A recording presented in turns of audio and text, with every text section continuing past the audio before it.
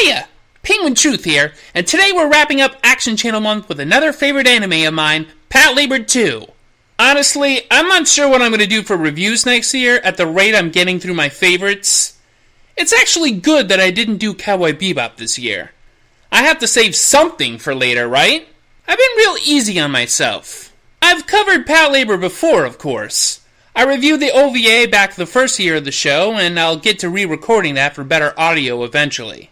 Last year's Action Channel Month ended with my review of the first movie. I'm not going to do a lot of setting up the world of Patlabor because I think I've already accomplished that in previous episodes. Basically, police with mecha. That's what you should know, at least about the franchise. I actually want to give a little bit of background on the director instead. Mamoru Oshii. Whatever you can say about his excesses and obsessions, at heart, Oshii is both artist and artisan, both craftsman and auteur, and you can find yourself awash in his sense of aesthetic easily. It's not for everyone, but even the most jaded viewer can see the brilliance of his scene compositions in this and other work. Oshii can also be seen as an activist. As a youth, he protested the Treaty of Mutual Cooperation and Security between the United States and Japan, or AMPO, a security treaty that justified the continued presence of U.S. military in Japan and its control of the country in domestic unrest. Keep this in mind. This influenced much of his politics and even eventually his art. Patlabor 2 references or reflects several real-life events related to the continued frustration of some Japanese people over the continued unwanted U.S. influence over the country. It's not exactly an anti-American or anti-West film in and of itself, but it does evoke a sense of loss of control and sovereignty in the face of detached politics, and it clearly reflects some of these real-life events to illustrate that. One such incident is the UN military intervention in Cambodia in the early 90s. The film's main antagonist, Tsuge, finds himself in such a peacekeeping mission in an effort to test his theories about labor use in military operations in the prologue. When he's ordered to stand down and his force is wiped out before reinforcements arrive, he vows vengeance. Oshii himself opposed UNTAC, which was headed by a Japanese and included JSDF personnel. Tsuge returns to Japan, to Tokyo, with the goal of stirring up chaos. It starts with the bombing of the Yokohama Bay Bridge by an aircraft, part of a manipulation of the U.S. military, the JSDF, and police forces of Japan. Soon the police and the JSDF are quarreling until it turns into a full-on occupation of Tokyo by military forces. Hanging overhead is the threat of U.S. military intervention should the chaos erupt further, which Tsuge intends in full, hoping to provoke an all-out civil war. The lead players in the story this time are Captains Gotoh and Nagumo of the SV2. The old 1st and 2nd units have moved on to other work, but the captains remain, with Nagumo taking the job of new chief. The two are approached by a man named Arakawa, who claims to be an intelligence agent, and turns them on to the case, asserting a conspiracy involving Tsuge, pro-war politicians, and arms suppliers. What's more, there's a connection between Nagumo and Tsuge. She was his student as well as lover. In the OVA, it was somewhat murky how a dumping ground like the Special Vehicles Section 2 became captained by super competent people like Shinobu Nagumo and Keiichi Gotoh. Well, with Gotoh, it was more that he was too sharp for his own good, and his superiors wanted to keep their eyes on him. He also has an actual interest in the work, which makes him not mind his position.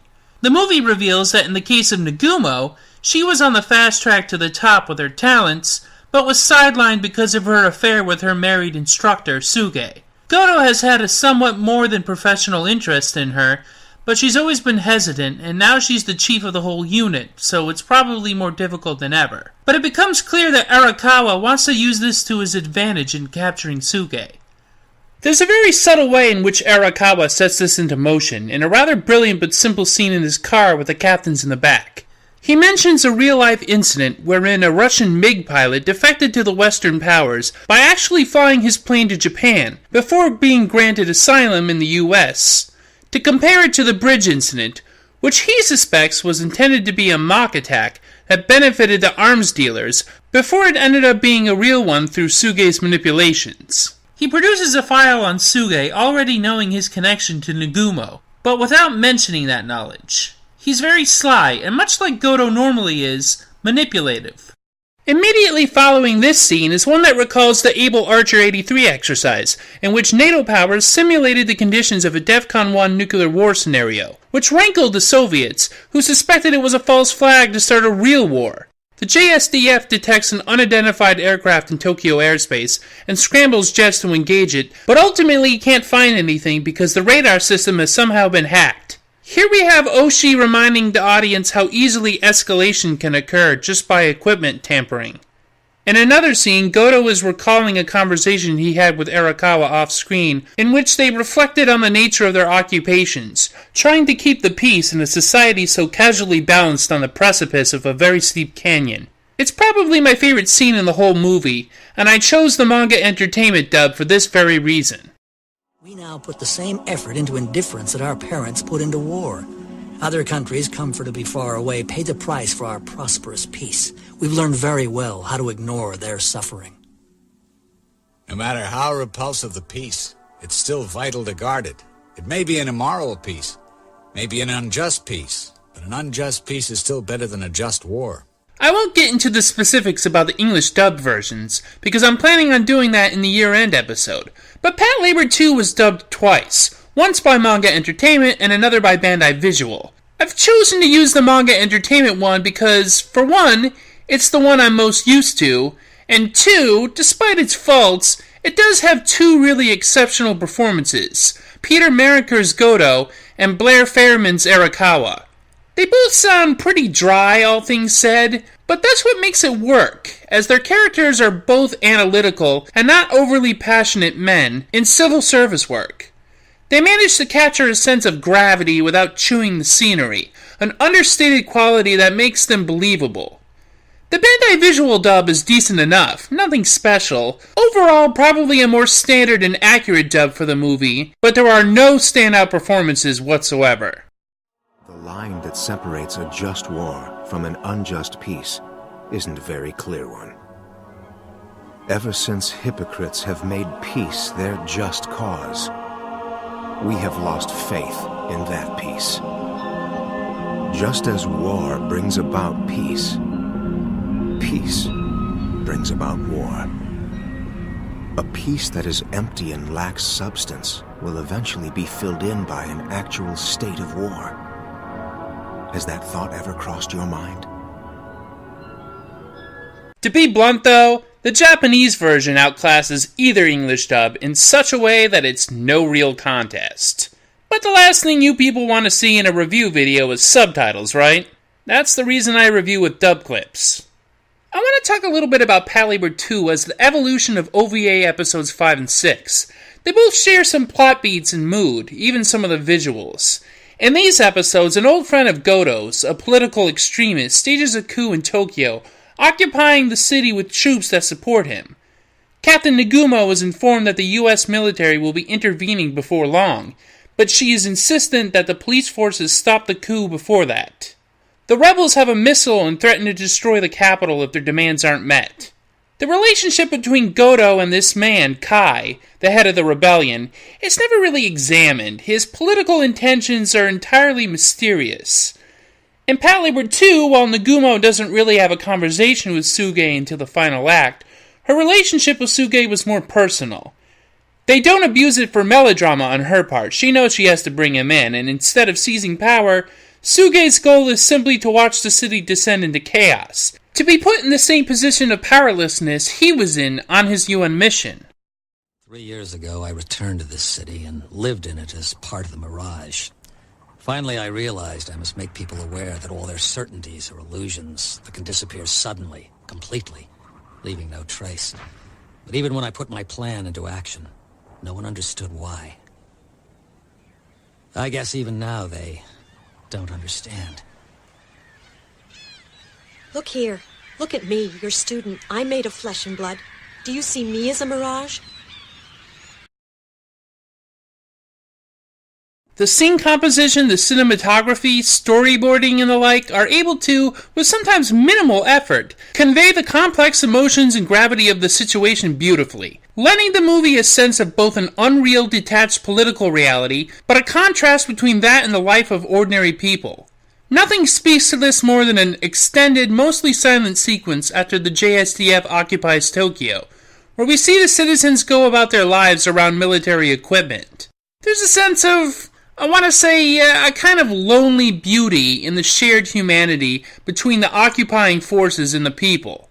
We see that people who are ordinarily capable of mostly the mundane tasks of life, people that are probably pretty reasonable, are easily put into threatening, dangerous roles. There's a tragedy that Tsuge himself is throwing into sharp relief for all to see, that there is a failure to recognize from behind the battle lines the reality of armed conflict. Tsuge is decrying what he sees as a sham peace, a false pretense of civility that the masses enjoy by ignoring the suffering of others, a mirage that can easily dissipate with just the right applied force in the right places. Like his phony gassing by the remote-controlled blimps, the gas is merely a harmless mixture, but the distress it causes is of a higher magnitude than the investment to cause it. When Gotoh and Nagumo fail to mobilize in response to the situation, their superiors call them before them to chew them out. Nagumo insists that further escalating the situation by fighting the JSDF is only going to make things worse, that they're being manipulated by people exploiting their incompetence. When the next phase of Tsuge's attack comes, wherein helicopters destroy key communication hubs and roads out of Tokyo, the two are forced to overpower other officers and flee. It's only after reuniting the errant Unit 2 of the glory days that they can attack the problem at its source, a piece of reclaimed land on which Tsuge is headquartered. And this is where our mecha action finally comes in, as Unit 2, Noah Izumi, Asuma Shinohara, Isao Ota, Mikiyasu Shinji, and Hiroshi Yamazaki make their way through a labor-defended tunnel, led by Nagumo. This, you mindless sardine can! Okay! Then try this for size!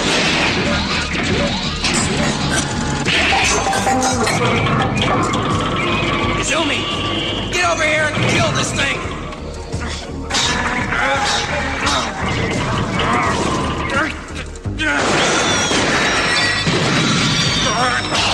Gotoh and Nagumo, by defying their superiors and stopping Tsuge themselves, implicitly side with Arakawa and Tsuge by agreeing that the existing civilian government is incompetent.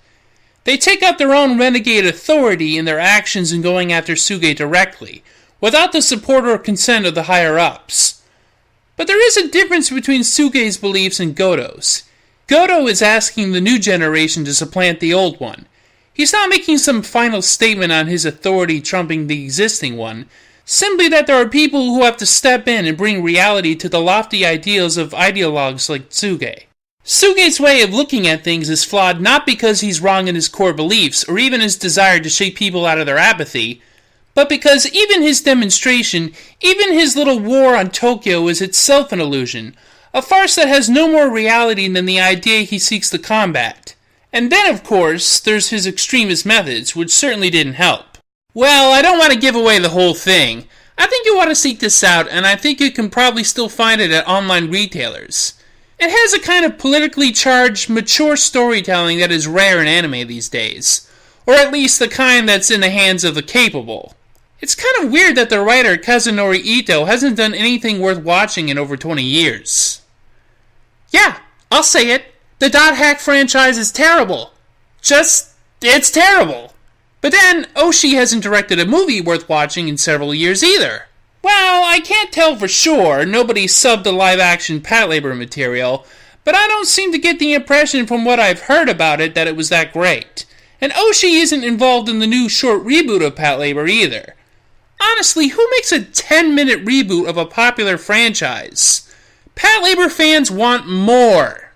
While Movie 1 is about the anxiety over technology bypassing us, devouring our past, thus progress without philosophy, Movie 2 is about the question of whether or not we have the right to live peacefully in a tumultuous world, whether we abdicate our responsibility, peace without responsibility or sacrifice.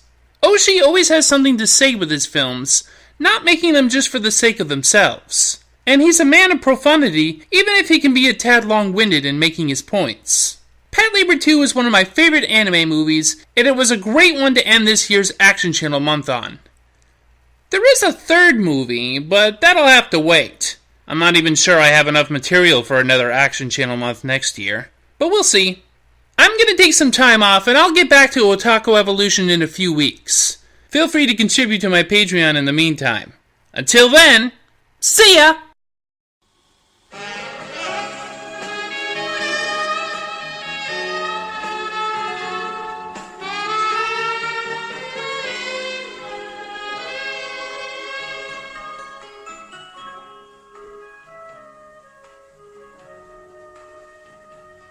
I presume we have the right tape. Yes, we've got the right tape. I remembered the tune, but not the words. I'm not concerned with this part, however. If you'd like to sing, Haven't got a microphone. then I'll wind forward. It's about here. Stay with me, please, and don't leave me ever. Hold on, what's the next bit? Yeah, I'm yours forever. Look closely.